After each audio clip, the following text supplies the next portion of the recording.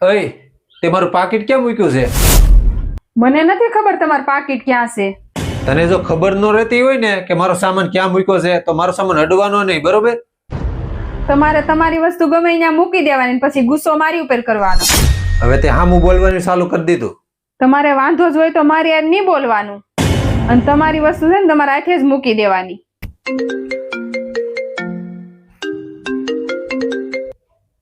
હા બોલો. બટા મારી તબિયત ખરાબ છે ને તો તમે ને મારી દીકરી બે આવો ને બેહવા. એ આ હારું હો.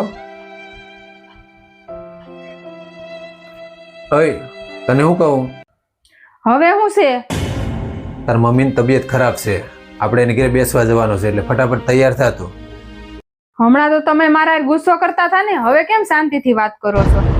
તો એક વાત હંમેશા યાદ રાખજે, આપણી બે વચ્ચે ગમે એટલો ઝઘડો થાય ને, ગમે એટલી માથાકૂટ થાય ને, કોઈ ત્રીજા વ્યક્તિને ખબર ન પડવી જોઈએ. કોઈ બીજા વ્યક્તિ સામે આપણે બેને એકબીજાની ઇજ્જત જ કરવાની છે, સમજાઈ ગયું? હવે જાય.